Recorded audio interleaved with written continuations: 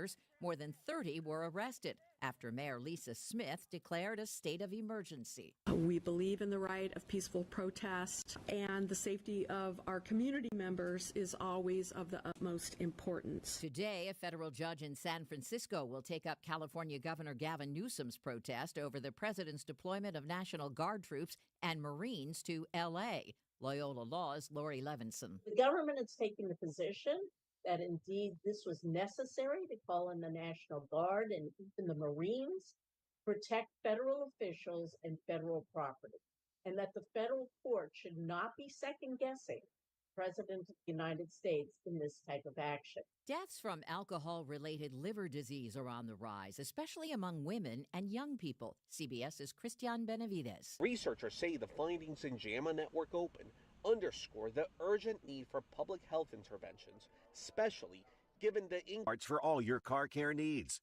Get the parts and service you need fast from the professional parts people at O'Reilly Auto Parts. When you're hiring, have you ever felt like you're missing out on meeting truly great candidates for your roles? It seems impossible to find them, but they have to be out there somewhere, right? Well, they're not hard to find when you know where to go, and that place is ZipRecruiter. And right now, you can try ZipRecruiter for free at ziprecruiter.com/free. ZipRecruiter helps 10 million people with their job search every day. And because these people are actively looking for jobs just like yours, it's easy to find the right person right away.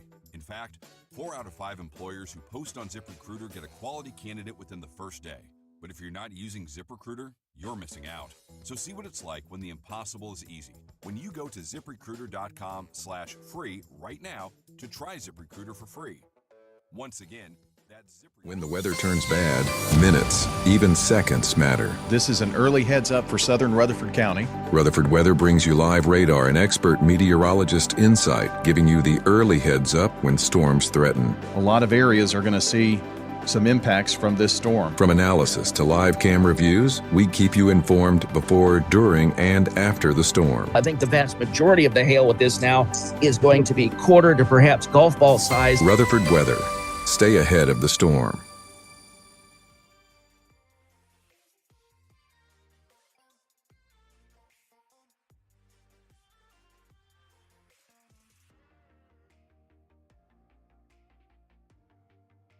WGNS Murfreesboro, W270AF Murfreesboro, W263AI Murfreesboro, Smyrna. We're the Good Neighbor Network, FM 101.9 and AM 1450 Murfreesboro, FM 100.5 Smyrna, audio and video streaming at wgnsradio.com. This is the WGNS Action Line, talking with Rutherford County newsmakers about what matters most to you. Now your host, Brian Barrett. Well, good morning. Welcome into Action Line. It's John Day here with us this morning. That's the voice you hear quite frequently here on the air, telling you about some of the specialties that they take care of and what they do, and John's desire to help folks here in our community. John Day, appreciate you coming in this morning. Thank you very much, Brian. Glad to be here. So, first of all, I don't know that we've ever had the chance to do this, or have we? And maybe years ago. I think we did one time 3 or 4 years ago. Yeah. Because I remember talking before and after about the work that, of course, you do with all the local athletic events. And then we followed up on that from time to time here in the studio over the years. But yes, I do believe that we've been together on this program at least one time. Yeah. Now that you mention that. I can't remember what I did yesterday. I think you fell asleep, which was sort of embarrassing and disappointing to me, but that's all right. Well, I'll try to keep you awake today. It is kind of easy to fall asleep during this time of the day, but I have to thank our friend Lisa Highshide for actually kind of getting us together years ago. Yes, that's right. Judge Highshide is a wonderful asset to this community. You know, it is so nice to see outstanding lawyers be willing to go to the bench to serve the public as a judge. I have many criteria for people who I think should be judges. It's not only that they be lawyers and that they be smart and that they be honest. but they're also a person who will take a pay cut. Yeah. By that I mean you want the type of lawyer who in his or her career has got the experience and is at the point in their career where they're making very, very good money and decide that they're going to shift their talents to serving the public, which almost every single one of them means taking a pay cut. The exception is somebody who comes out of the district attorney's office or the public defender's office, and they've already had a pay cut. Yeah, they've been taking their pay cut their whole life. Yeah. But when lawyers from private practice are willing to take that pay cut and serve the public, and I'm sure Lisa falls in that category, all of us are served by that, and I applaud her and every other judge who's willing to do that. We have a pretty good group here in this district, 16th Judicial. No question about it. I mean, I will say this, because of some work I do with the State Judicial Conference, I can't say that I know every trial judge in the state of Tennessee, but I think I know 70 or 80% of them. There's some of the new appointees from the more distant ends of the state I don't know or know well enough just to have shaken their hand. But across the state, we are blessed with a large number of judges who get it. You know, they get it. They are there to serve. They take their job very, very seriously, and we are blessed with their willingness to serve. Well, you have you've been a jet setter lately. You were telling me that you're all over the country with your, I guess, recent appointment.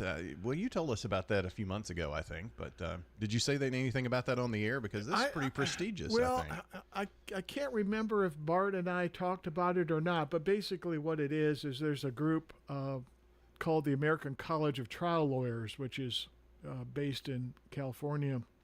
And it is an organization of 5,400 of the leading trial lawyers in Canada and the United States. That is an invitation-only group. In other words, you can't send in $100 and get a plaque, or $1,000 and get a plaque and a certificate. It doesn't work that way. It's a 2-year vetting process to be invited into the group. And I was invited in September of 2001, actually became a member, we call it a fellow, in March of 2002. And in October of 2025, I will be the president of the organization. So it is,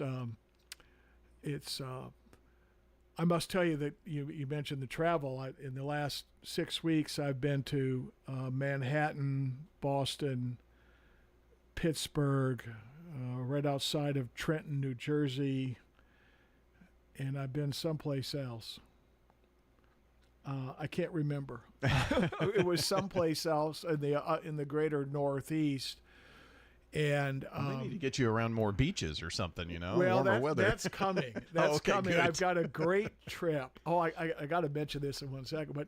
But what I do is go speak to our fellows and to judges in those communities on behalf of the organization. And it's nice. I was in Kentucky last week in Lexington. That's where it was. So it's nice. It's a wonderful, wonderful honor. But it does take me away from home. But the beach trip, I got to tell you this. I'm so excited. And more importantly, my wife is excited I bet. about it because she gets to go with me. That's one of the nice things is they let us travel together.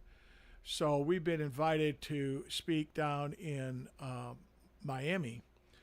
And one of the other speakers on the program is going to be Carl Hiaasen. Are you familiar with Carl Hiaasen? I remember hearing the name, I think. He's an author.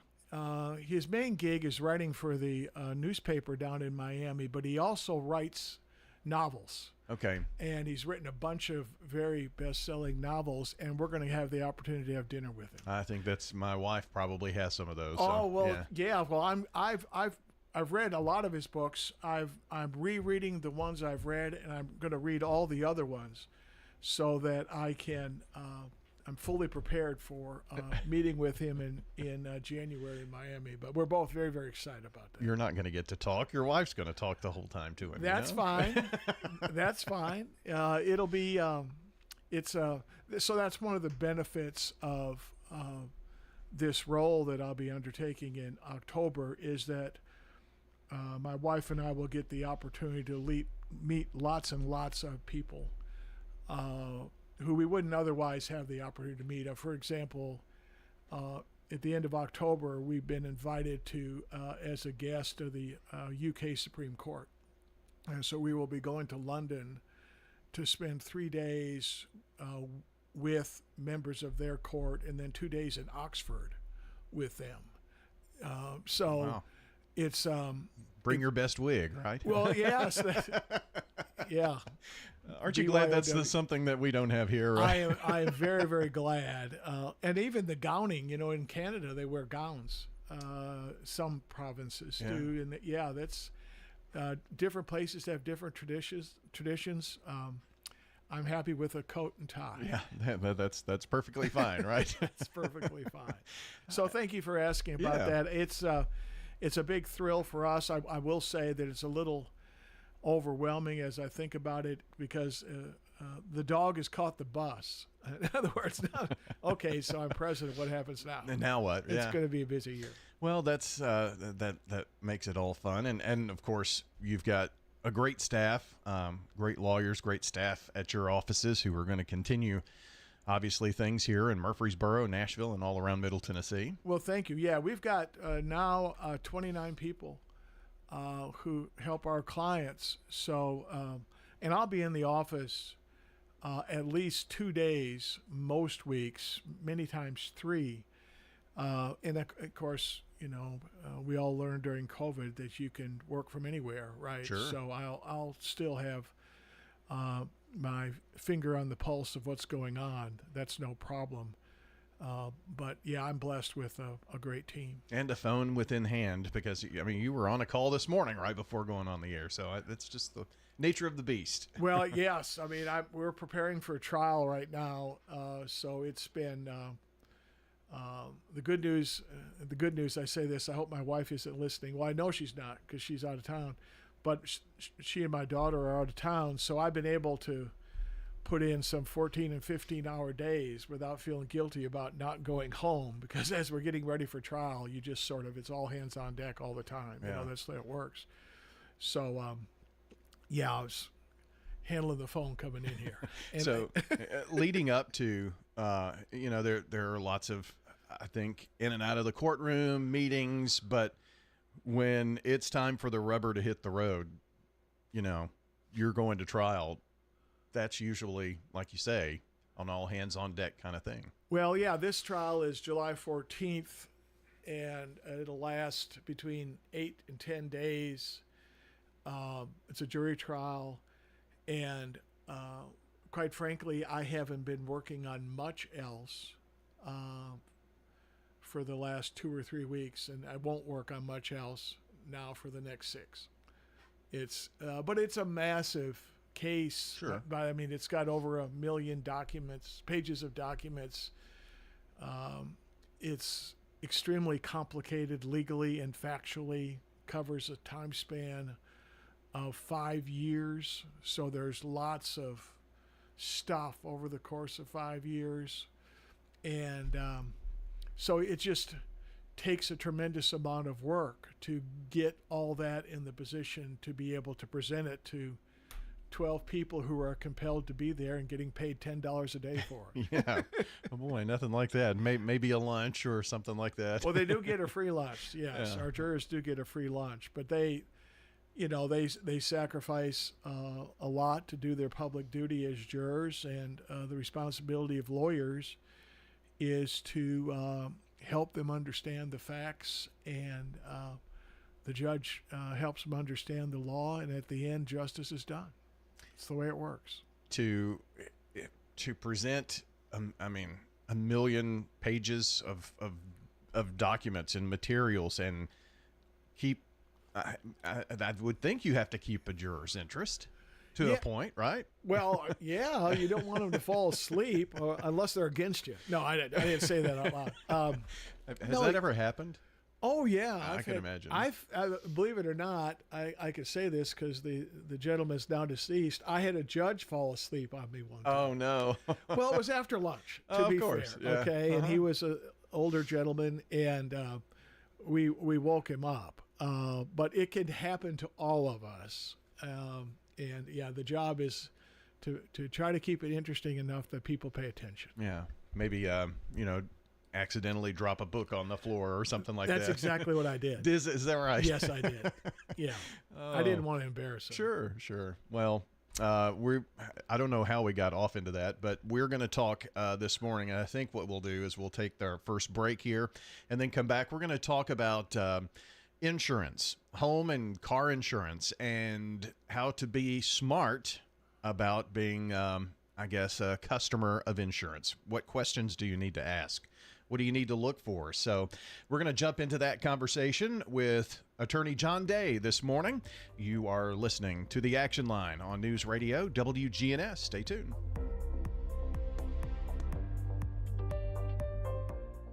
This is Peter. When the weather turns bad, minutes, even seconds matter. This is an early heads up for southern Rutherford County. Rutherford Weather brings you live radar and expert meteorologist insight, giving you the early heads up when storms threaten. A lot of areas are going to see some impacts from this storm. From analysis to live camera views, we keep you informed before, during, and after the storm. I think the vast majority of the hail with this now is going to be quarter to perhaps golf ball size. Rutherford Weather. Stay ahead of the storm. Hi, this is Tina Fox at the Rutherford Farmers Co-op. Come see us for all your lawn and garden needs. Also, if you're looking for that great gift idea, please come see us. If you're looking for that perfect outfit or a wedding gift or baby gift, come see us at the Rutherford Farmers Co-op. And if you haven't heard, we also carry the rain chains. If you're looking for something to replace your old gutter or put somewhere where you can't put a gutter, come see us at the Co-op Farm and Home Center, Middle Tennessee Boulevard, just off of South Church. Good morning. A little bit of heavy traffic volume over here on 65 southbound as you approach Trinity Lane. We also saw a lot of heavy traffic 840 eastbound near the Nashville Superspeedway there a few minutes ago. Again, just extra time out here with lots of radar, especially south of Nashville on I-65 as you work your way down certain sections of Williamson County. Princess Hot Chicken has karaoke tonight at the Tanger location. It's always a lot of fun. Order online throughout the day at princesshotchicken.com. I'm Commander Chuck with your on-time traffic. The final goodbyes, they're most dear to my heart. This is Jenny Harrison at Ryan Flowers Coffee and Gifts. Last funeral that I did, I added a extra ribbon to her paw, and it mentioned her wings were ready, but our hearts were not. And she loved it. Ryan Flowers Coffee and Gifts, 117 South Academy, just a couple blocks off the square. Plus, we offer delivery to all Rutherford County as well as surrounding counties. We'll see a few spotty showers and thunderstorms at times this afternoon. Partial sunshine develops a high around 90. Tonight, slight chance for storms, a low of 71. I'm meteorologist Jennifer Wojcicki on News Radio WGNS. Currently, it's 66. WGNS is powered by Middle Tennessee Electric. MTE's EV Car Club has hundreds of members and growing. EV owners, enthusiasts, and anyone interested in learning more about electric vehicles is encouraged to sign up at mte.com/EV Car Club. FM 1019, FM 100.5, wgnsradio.com. The Good Neighbor Network. The Action Line on FM 101.9 and AM 1450 Murfreesboro, FM 100.5 Smyrna. Listen and watch at wgnsradio.com.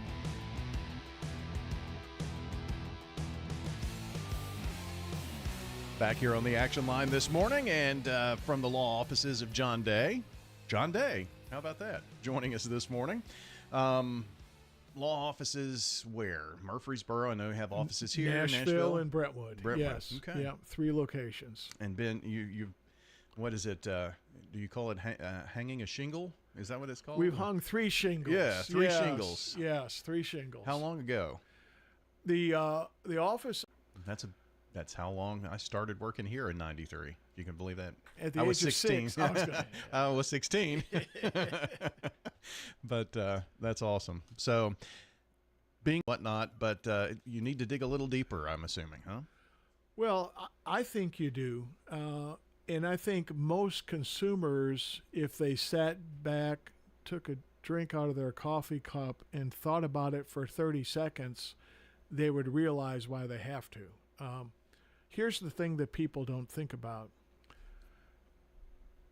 We purchase insurance for our home if we're fortunate enough to have one, for our car, for health, for life insurance. We may have disability insurance. We may have dental insurance. And that's a little bit or a big bit out of the monthly budget 5 different ways. Mm-hmm. When you put them all together, people spend a lot of money on insurance. But it's because it's broken into little segments, they don't necessarily think about it. If you take your average person over 60, who's, once again, lucky enough to have a home, I'm going to bet that their insurance bill is their 2nd or 3rd biggest bill, their monthly insurance bill that they face. Because many of those people, if they're fiscally prudent, will have had their house paid off or pretty dang close to it. Sure. They probably got an older car because they realize that spending money on cars is something that doesn't make a whole lot of sense. You do that when you're younger, right? Mm-hmm. And you get around to figuring out. So they may not have a car payment, but they got insurance payments. And it just adds up to a whole lot of money. For some, it may be the largest if you take 2 of those big ticket items off. That's exactly right. Yeah. If you have no student loans, and if you have no vehicle payments, and you have no home payments, then it's a fight between that and food. Oh, yeah. Food would probably win if you go out to eat a lot. If you eat at home most of the time, for many people, insurance is going to take the day, right? Or be right up there with it. It's going to be back and forth depending on how big your family is. So it's a huge, huge purchase. And so I think people spend a whole lot of money on it without really understanding what they're buying. Well, I was going to say, if you ask me, what is your liability limit or what, I wouldn't know the answer to that. No, I tell you what you would say, Brian. You would say, I have full coverage. Oh, yeah. That's when we talk to people who have been in car wrecks or who have been in truck wrecks or motorcycle wrecks, and we say, tell me about the insurance on your, for instance, car. They will say, I have full coverage. And they have absolutely no idea what that means or what the amount of that coverage is. Well, it's full, right? It's full. It covers what the things for which insurance is sold. But it could be the absolute state minimum for those things, or it could be more than that. And so the result is, because of a lack of understanding, people buy the cheapest policy available if it's full coverage. I mean, I will tell you, Brian, I have lawyers who, we like to think we're fairly smart. I know there's a lot of listeners who would disagree with that, but I know lawyers who have the minimum limits on their car.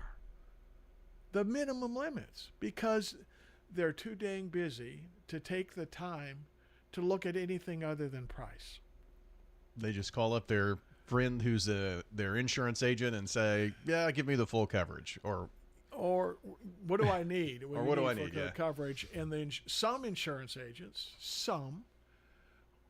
are thinking that consumers are only shopping based on price. Mm. And so they want to be competitive because they get paid a commission based on what they sell, right? So the first recommendation I would have for any consumer who is buying insurance is to go to an insurance agent. Don't go online. Because the online market is not for people who don't understand insurance. They're going to be pitching price. You want an insurance agent with the heart of a teacher. That is, a man or woman who's willing to sit down with you, understand your financial condition, understand what your risks are, and then educate you on what's in your best interest to have. That's the number one piece of advice. You mentioned, not online or do it online, but one thing that I've noticed is a trend of, if you're paying this and it's, like $1,200, look what you could be paying, and it's $233. Right. So, I'm sure that gets a lot of people who think, gosh, if I can save this much money, why not? But do you know what you're buying, I guess, is the end result of what you're saying. That's exactly right. We've all been in, grocery stores. I'll take a fresh market store or a public store as an example. The fruit in those stores looks a whole lot different than the fruit in the lower end grocery stores. You can get a Granny Smith apple at either one. Sure. But not all Granny Smith apples are the same. There's lower grades, appearance, the size, they're different, right? And when you go into, so if you have the mindset of only what does it cost when you buy insurance, you're going to get a lower grade product that may not give you the coverage you thought you had. So to use that grocery store analogy, another thing that I've been seeing online is, I think it's called Misfits or something like that, where you can buy produce or, items from the grocery store that are boxed incorrectly or whatnot. And I think it's called Misfits. But you can save a lot of money if you're okay with a pepper that doesn't look like the pepper you're going to see in any of your grocery stores. Right. That reminds me of insurance companies who tout themselves as state minimum. Right. Yeah. And the state minimum will many times be full coverage. But the state minimum liability insurance, that is the coverage that protects you in the event you make a mistake and hurt somebody else, is $25,000 per person. $25,000. Now, let me tell you, $25,000 will get you through the ER at the hospital out here on Medical Center Parkway and one night overnight stay in the closest thing they've got to a trauma unit. In other words, if you make a mistake and you hurt somebody, $25,000 doesn't give you any protection whatsoever. Whatever you have is at risk. Now, if that's all you can afford, if all you can do is just to basically follow the minimum that the law requires, and you're just going to have to take a risk, that's one thing. But if you can afford more, and if you want more protection, you should end up to those state minimums as a default. Was that a state minimum that was put into place, 2-3 decades ago, and it was maybe a minimum then, but certainly not this many years later, or how did that work? It's been at least 20 years, Brian. When I started practicing law 44 years ago, it was $10,000 as the state minimum. My memory is it then jumped to 25, It might have been 30, 35 years ago. I don't remember off the top of my head. But nothing since. Nothing since. Nothing whatsoever. Because the fact of the matter is, if the state minimum increased, it would increase insurance rates. And the legislature doesn't want to take the wrath of consumers as a whole to see car insurance rates go up. Instead, what happens is that people who are in a wreck will have ruined lives, end up in bankruptcy or whatever. Yeah. And those voices are lost in the noise of life, right? They're just lost. So it doesn't, that's never going to trickle up to the legislature. Wow. And I guess they're the ones who decide this is what the state minimum is. The legislature sets what the state minimum insurance is. Yes. And that's different in every state? Yes. Yeah, there are a couple states that have below 25. Really? Yes. But not above. Maybe above in some areas like California or something maybe? You know, Brian, I can't honestly say if I've seen more or not. I don't know. Yeah. If, that's 50 different laws. Sure. Right? It's interesting that most states are probably around the same, but when you see a commercial, probably that's why it's got that little mice Fine type, print. yeah, or whatever at the bottom, and you see initials of states, and by the time you're looking for TN, it goes by. But it's very interesting that full coverage to you and full coverage to me or someone listening could mean totally different things. That's right. It does. And I without trying to repeat myself, but maybe but I certainly am. Full coverage tells you virtually nothing about whether that policy is right for you. All it tells you is out of the various options that are part of the standard insurance package, you're getting access to each one. Is liability the place that you should really concentrate on? Is what your liability is in case of an accident? Liability is one. Okay. Is one area, but the other area is, quite frankly, your collision property damage is another important one. A lot of times it will be the same amount as the liability. So $25,000, for example, $50,000 if there's multiple vehicles involved. The problem with that is, look around at the cost of vehicles. I read this morning. The average used car in America right now sells for $30,000. Wow. If you have a $25,000 policy and you take out somebody's car, you're on the hook out of your pocket for $5,000. And if you're driving in the nicer area of cars or town where people have, $80,000 pickup trucks or $100,000 BMW, Mercedes, Genesis, et cetera, et cetera, et cetera, and you take out one of those cars, it's ruinous to you. Now, people are listening to this saying, yeah, but I'm a careful driver. You know what? I'm going to offend somebody when I say this. Every single person who comes into my office thought the same thing the day before they were in a wreck. Yeah. Well, and earlier you mentioned a mistake. Yeah. We're all capable of making a mistake. Every single one of us. That's, like I said, the people I represent and the people, quite frankly, that I bring lawsuits against never thought it would happen to them.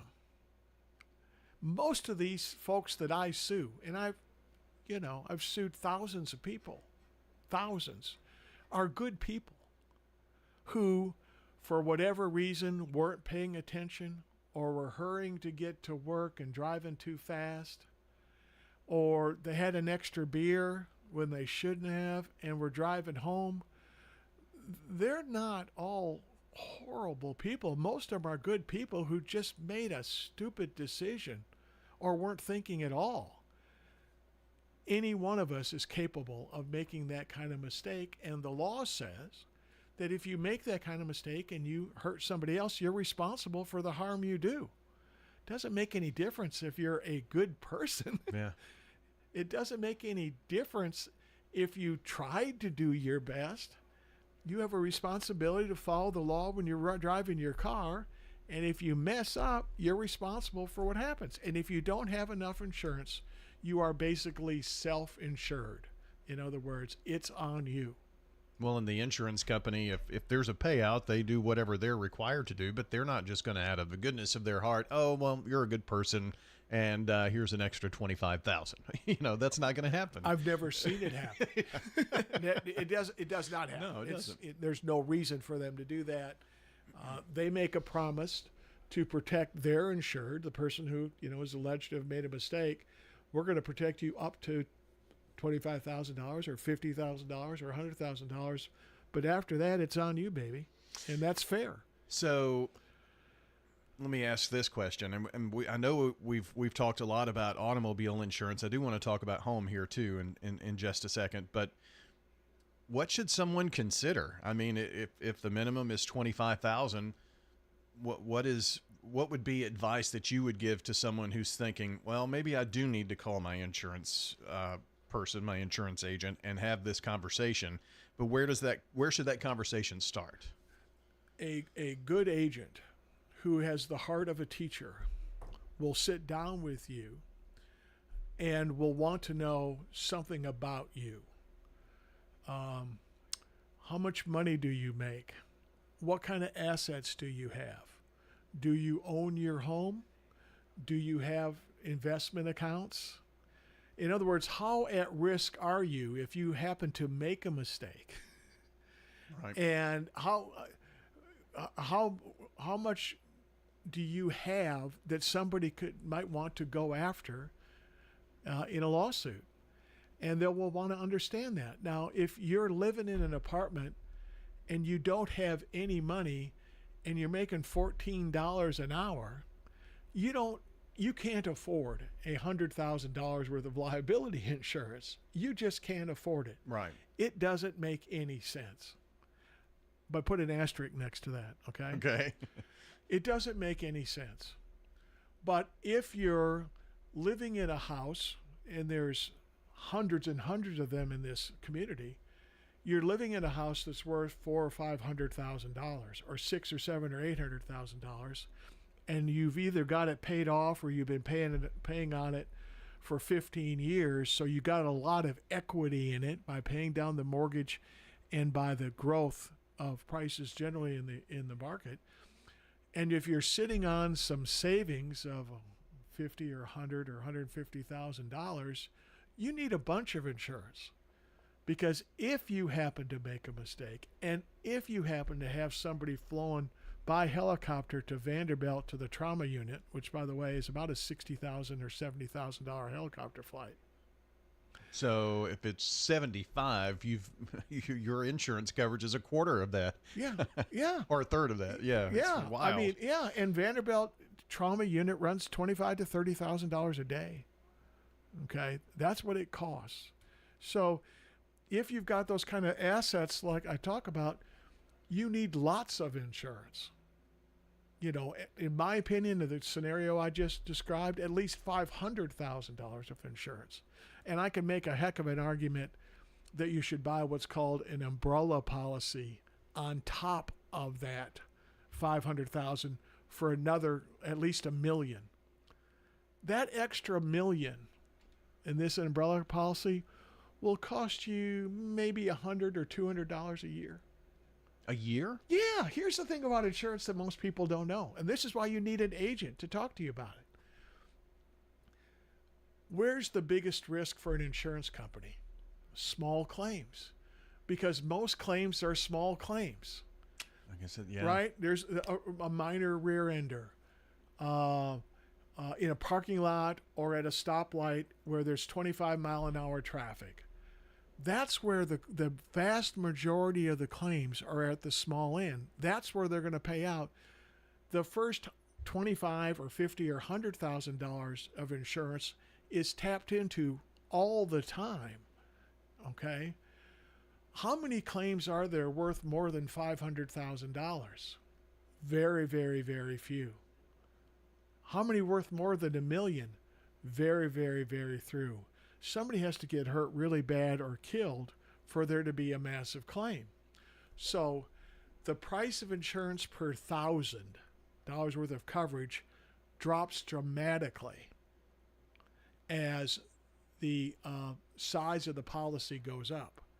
That's why I'm telling you an umbrella insurance policy that goes on top of your existing coverage, either a $300,000 or a $500,000 floor, costs you about the same price as a steak dinner for two in a nice restaurant with a bottle of wine, which runs about $150 to $200 these days. I'm talking a very nice restaurant. Sure. Don't get me wrong, but it's not that hard if you work at it, special night, to spend that kind of money on dinner. And that's about what that coverage is going to cost you. Depends on some other issues, but yeah, it's not that expensive. I'll just put it this way. One of the things I've educated my kids on this, each of my adult kids, one's 30, one's 34, have that $1 million policy.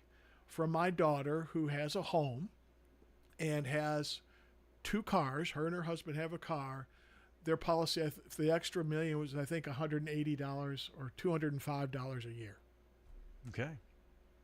And I've convinced them they don't have the kind of money where they can afford $150 dinner, but they'll give up 2 dinners for the extra coverage. So does that umbrella, will that cover both home and auto? Yes. Okay. It covers your home and your auto. And if you have a boat, it'll cover your boat. And if you have a motorcycle, it'll cover your motorcycle. Yeah. It's literally an umbrella. Mm-hmm. It's over top of, it's in excess of all of your existing coverages. And it's a wonderful, wonderful thing. We haven't touched a lot on homes, but in the last couple of minutes that we have, we live in an area where there are hailstorms, tornadoes, high winds, and, whatever the state minimums are on your particular policy, you have to think how much does it cost for repairs or, a complete new home or the things inside your home, because it's only going to pay for what you have coverage for. Well, and it's important to understand, are you buying fair market value coverage or are you buying replacement cost coverage, for instance, for your contents? So I've never been to your home, Brian, but I guarantee you your mattress is worth nothing if you were put it in a garage sale. True. But to you, it's worth whatever it would cost you to go out and get a replacement mattress because you're happy with your mattress, right? So you don't want to buy a new one. If your home covers only a fair market value replacement for internal goods like personal property, and something happens, whether it's a tornado or a flood or whatever it is, you're not going to get enough money from your insurance company to replace that mattress. Now, guess what? Replacement coverage costs more.